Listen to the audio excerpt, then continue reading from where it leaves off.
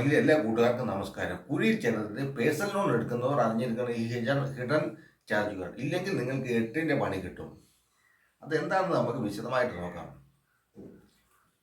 Personal ലോണുകൾ പലപ്പോഴും പല ആവശ്യങ്ങൾക്കായി നമ്മൾ എടുക്കാറുണ്ട്. വീട് നിർമ്മാണം, വിവാഹം, വിദ്യാഭ്യാസ ആവശ്യങ്ങൾ എന്നിവ നടപ്പിലാക്കാനായാണ് പേഴ്സണൽ ലോണിനെ പ്രധാനമായും നമ്മൾ ആശ്രയിക്കുന്നത്. എന്നാൽ ലോൺ എടുക്കുന്നവർ അതിനുള്ളിലെ ഹിഡൻ ചാർജുകളെ കുറിച്ച് ഉപയോക്താക്കൾ എപ്പോഴും അറിഞ്ഞിരിക്കണം. വ്യക്തിഗത വായ്പകൾ എടുക്കുമ്പോൾ അതിനുള്ളിൽ ഒളിഞ്ഞിരിക്കുന്ന ഹിഡൻ ചാർജുകൾ ഏതൊക്കെയാണെന്ന് എപ്പോഴും ഉപഭോക്താക്കൾ അറിഞ്ഞിരിക്കണം. അതിലൊന്നാണ് പ്രോസസ്സിംഗ് ഫീസ്. വായ്പ തുകയുടെ 1 മുതൽ 3% വരെ ലോൺ അപേക്ഷ പ്രോസസ്സ് ചെയ്യുന്നതിന് ബാങ്ക് പ്രോസസ്സിംഗ് ഫീസായി ഈടാക്കാറുണ്ട്.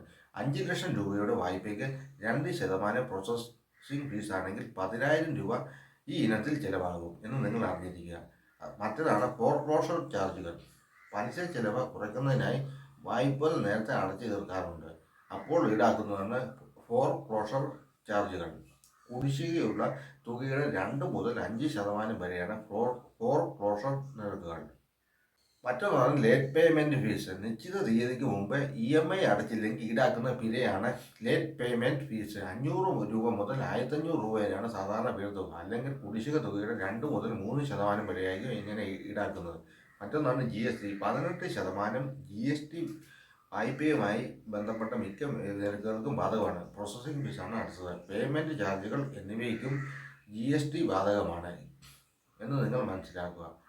മറ്റൊന്നാണ് ഇൻഷുറൻസ് ഫീസ്. EMI പേയ്മെൻറ്റുകൾക്കായി വായ്പാ സംരക്ഷണം നൽകാറുണ്ട്.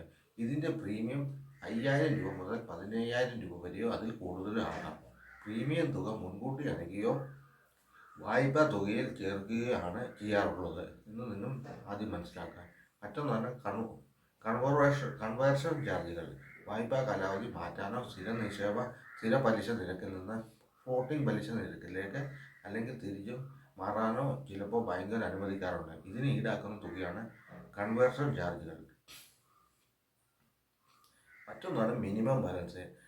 EMI ഓട്ടോ ഡെബിറ്റിന് ആവശ്യമായ ഫണ്ട് അക്കൗണ്ടിൽ ഇല്ലെങ്കിൽ ഓരോ ബൗൺസിനും നിങ്ങളിൽ നിന്ന് 300 മുതൽ 250 രൂപ വരെ പിഴ ഈടാക്കും. ഒന്നിലധികം ബൗൺസുകൾ ക്രെഡിറ്റ് സ്കോറിനെ ബാധിക്കുകയും ചെയ്യുമെന്ന് നിങ്ങൾ മനസ്സിലാക്കുക. ഇതുപോലുള്ള കൂടുതൽ വീഡിയോസിനായി ഈ പേജ് ഫോളോ ചെയ്യുക. ആദ്യമായിട്ടാണ് എൻ്റെ വീഡിയോ കാണുന്നതെങ്കിൽ വീഡിയോ ഇഷ്ടപ്പെട്ടെങ്കിൽ പേജ് സബ്സ്ക്രൈബ് ചെയ്യുക.